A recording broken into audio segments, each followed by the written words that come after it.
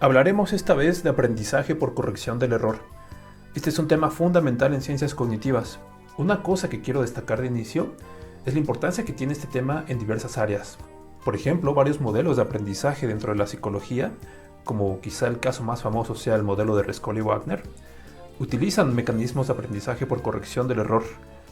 Una cosa que quiero destacar de manera importante es la vigencia que tiene este tipo de mecanismo dentro de muchas áreas que actualmente están muy de moda. Por ejemplo, dentro de ciencias cognitivas y ciencia de datos, en áreas que ustedes podrán encontrar con nombres como redes neuronales artificiales, machine learning, tareas de reconocimiento de patrones o de figuras, y muchas otras áreas utilizan dentro de sus algoritmos mecanismos basados en aprendizaje por corrección del error. De tal forma que este es un tema muy importante, pero a la vez quiero enfatizar que una vez identificados los conceptos y procesos principales, es un tema sencillo. El video de hecho se va a mantener en términos muy simples.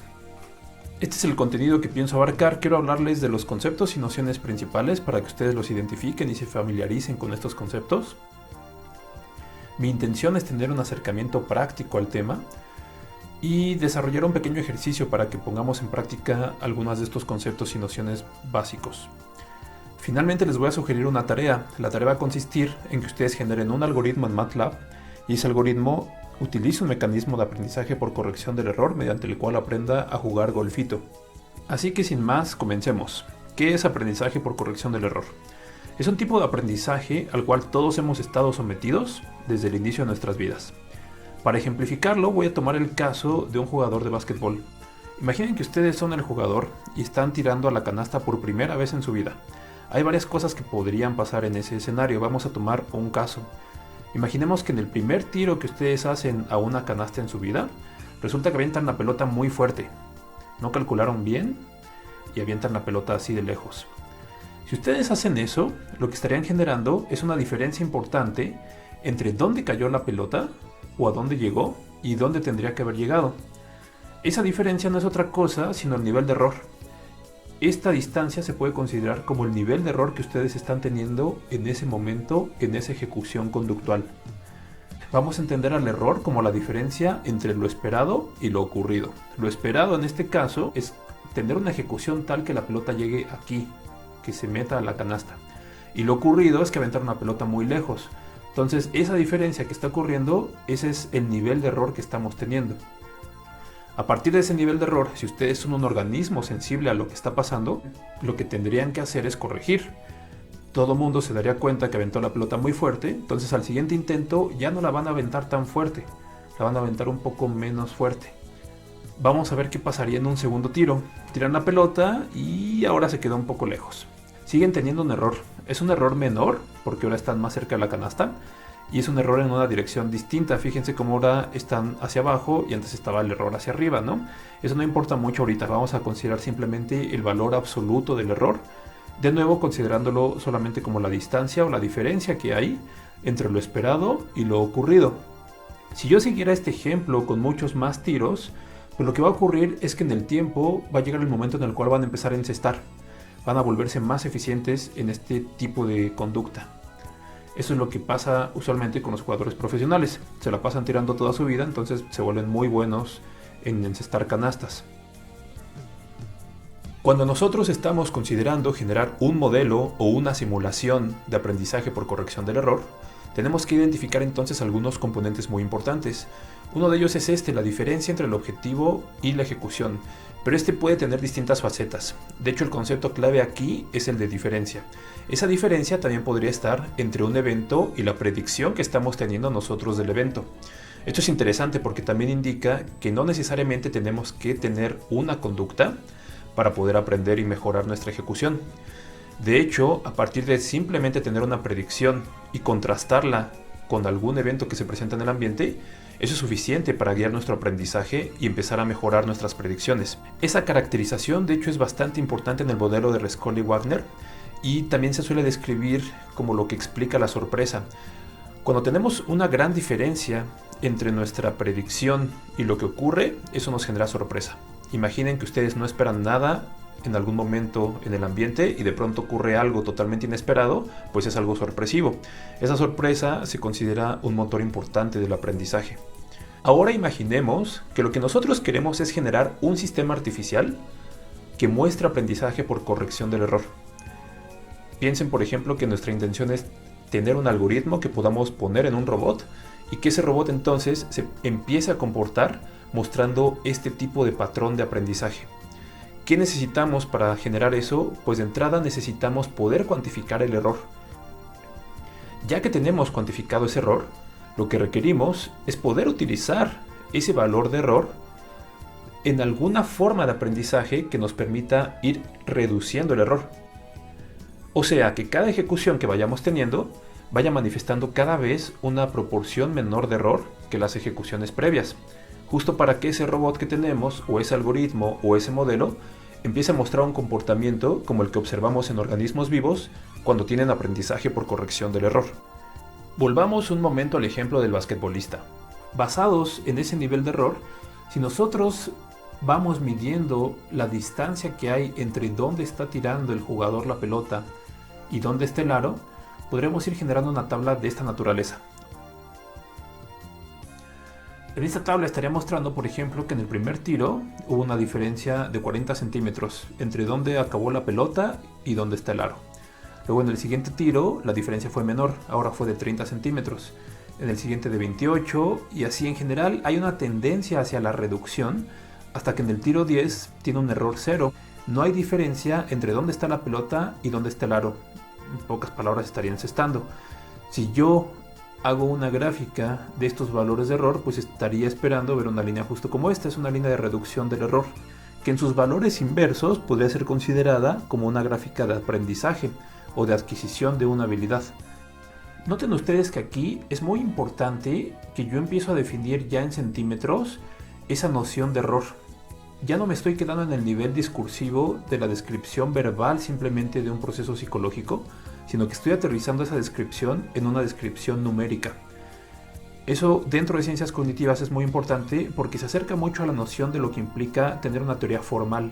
Cuando yo empiezo a ponerle números a las variables de mi teoría y empiezo a describir las relaciones que empiezan a tener esas variables, entonces mi teoría empieza a adquirir un carácter más formal. Eso es lo que les quiero ejemplificar con un pequeño juego que vamos a hacer de golfito.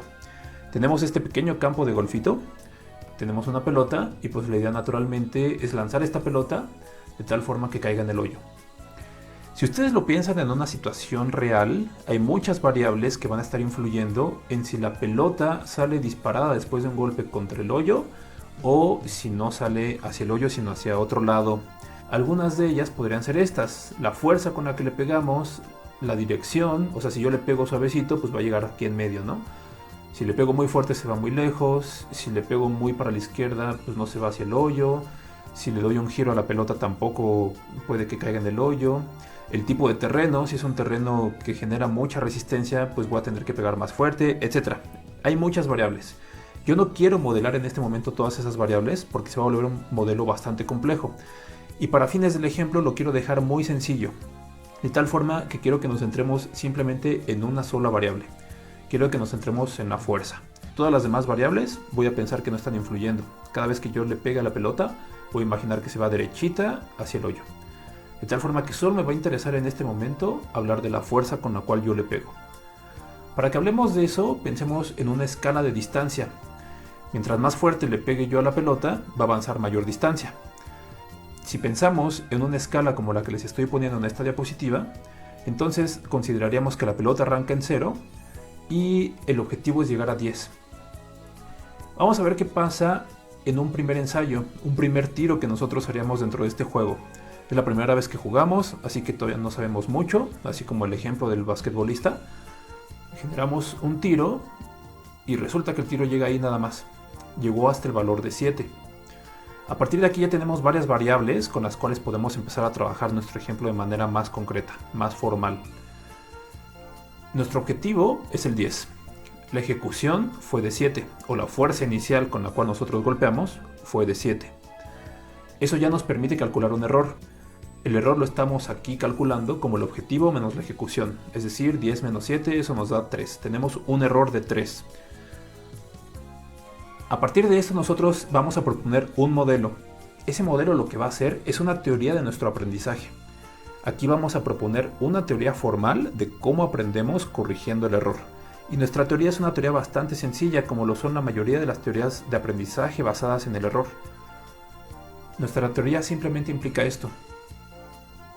Dice que la fuerza que vamos a utilizar en un siguiente ensayo va a ser igual a la fuerza inicial, la que habíamos usado antes, más una delta.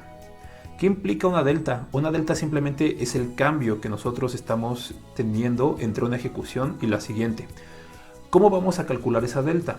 La delta la vamos a considerar en este ejemplo como el resultado de multiplicar el error por una tasa de aprendizaje. El error ya lo tenemos calculado, tenemos un error de 3. Entonces tenemos que multiplicar ese error por una tasa de aprendizaje. Noten que aquí aparece ya un primer parámetro de nuestro modelo. La tasa de aprendizaje en la mayoría de los modelos de aprendizaje lo que hace es ser un indicador de la velocidad con la cual nosotros adquirimos mejor una destreza. La tasa puede estar entre 0 y 1. Si ponemos la tasa en 0 no aprendemos nada. Si ponemos la tasa en 1 aprendemos todo lo que es posible aprender de ese ensayo. Y usualmente se utilizan tasas bajas. Vamos a poner aquí como ejemplo que tenemos una tasa de aprendizaje de 0.4. ¿Qué significa esto? Simplemente que si alguien llega con una tasa de aprendizaje de 0.6 es alguien que está aprendiendo más rápido. Ojo, eso no significa que esté aprendiendo mejor, solo más rápido en este tipo de ensayos. Entonces nosotros calculamos la delta como el error por la tasa del aprendizaje. Es decir, 3 por 0.4, eso nos da un total de 1.2. Y lo que podemos hacer es sustituir esos valores en nuestra ecuación del modelo inicial.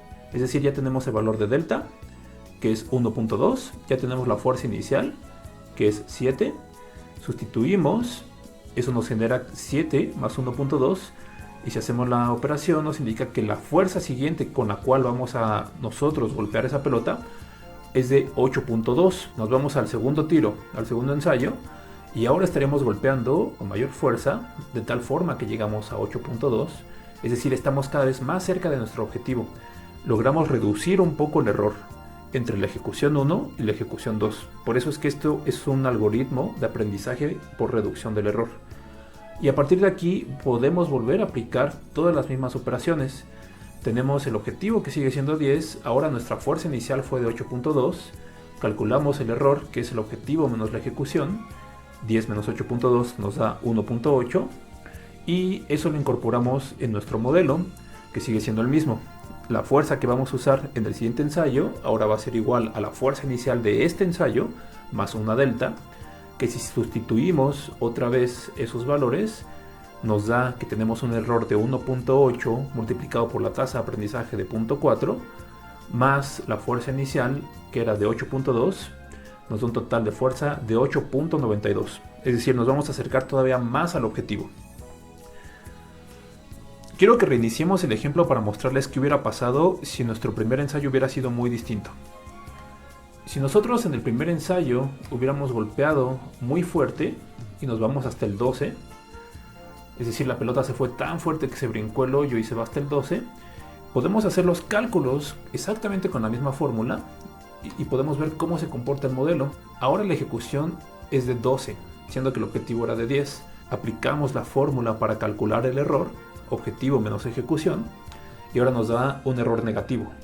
Ese error negativo, cuando nosotros lo incorporamos dentro de nuestro modelo, nos muestra que la delta va a terminar siendo un valor negativo, es decir, la diferencia que vamos a sumar a nuestra fuerza inicial ahora va a ser negativa, menos 2 por 0.4. Eso nos va a llevar a una ecuación en la cual tenemos que sumar 12 menos 0.8. La fuerza que nos estaría diciendo este modelo que vamos a usar en el próximo ensayo es de 11.2. De tal forma que cuando disparemos vamos a estar ahora más cerca del hoyo, aunque nos vamos a seguir pasando. Hay muchas dudas que ustedes podrían preguntarse en este momento. Por ejemplo, quizá la más obvia es por qué el modelo no aprende más rápido. ¿Por qué no genera una reducción total del error de tal forma que de este tiro al siguiente ya logre meter la pelota en el hoyo? Lo podría hacer si ustedes ponen una tasa de aprendizaje en 1. Sin embargo, eso no resultaría muy realista para modelar o capturar fenómenos de conducta que nos interesan a nosotros como psicólogos modelar. Vuelvan a pensar en el ejemplo del basquetbolista. No es cierto que un basquetbolista tira un tiro primero en su vida que tiene error y a partir de ahí todos los demás tiros los hacen bien. El error es algo que va bajando poco a poco. El aprendizaje es un fenómeno que se va manifestando lento en el tiempo y esa es una cosa que nosotros podemos capturar en este tipo de modelos. No quiero extender mucho más las nociones ni los ejemplos aquí, pero sí invitarlos a que desarrollen este modelo dentro de MATLAB. La idea de este modelo es que ustedes puedan generar una función en MATLAB que permita simular aprendizaje guiado por el error en un juego de golfito. Para que hagan eso, generen una función que acepte como valores de entrada 3 argumentos. ¿Cuál es el valor objetivo? Por ejemplo, puede ser 10, como en el ejemplo que yo les estuve poniendo, o pueden imaginarse un campo más grande, de tal forma que podría ser 100, podría ser 80, puede ser flexible, el número que alguien quiera como argumento de entrada. ¿Cuál es el valor inicial? Que un buen valor inicial es de 0, de tal forma que tiene una distancia muy grande respecto al valor objetivo. E indiquen también una tasa de aprendizaje como argumento de entrada, de tal forma que ustedes puedan empezar a jugar moviendo este valor. Pueden correr ese modelo una vez con una tasa de aprendizaje muy baja, luego otra vez con una tasa de aprendizaje muy alta e ir viendo cuáles son los efectos que ejerce esa tasa de aprendizaje sobre la ejecución del modelo. La fuerza inicial, es decir, en el primer ejemplo que yo les daba, les decía que tenía una fuerza inicial de 7. Este es un valor que se debe generar dentro de la función de MATLAB de manera aleatoria, pero que sea viable dado el valor que ustedes han determinado como el valor objetivo. No tendría mucho caso que si ustedes ponen aquí que el valor objetivo es de 1000, la fuerza inicial siempre sea alrededor de 7. Tiene que ser más o menos correspondiente con el número que ustedes tengan como el valor objetivo. A partir de eso, la función lo que tendría que generar son dos cosas principalmente. Un resultado que sea un vector que contenga todos los valores de error desde el primer ensayo o desde el inicio de la simulación hasta que se alcanza el objetivo. Es decir, en este ejemplo del golfito, hasta que se logra meter la bola en el hoyo. Y a la vez tienen que generar también una gráfica que vaya haciendo un plot de cómo disminuyó ese error. Finalmente, intenten responder a esta pregunta. ¿Qué significa el término de ganancias decrecientes en este tipo de modelos? Yo intencionalmente no les hablé de ese término en este video, porque justo lo que quiero es que ustedes, después de haber hecho varios ejercicios, de ver cómo se comporta el modelo, de estar viendo cómo se muestra la gráfica, piensen en este término e intenten responder esa pregunta simplemente a partir de la experiencia de lo que ustedes vayan viendo en su modelo y en la gráfica que genera su modelo. Y eso es todo por este video. Suerte en sus códigos.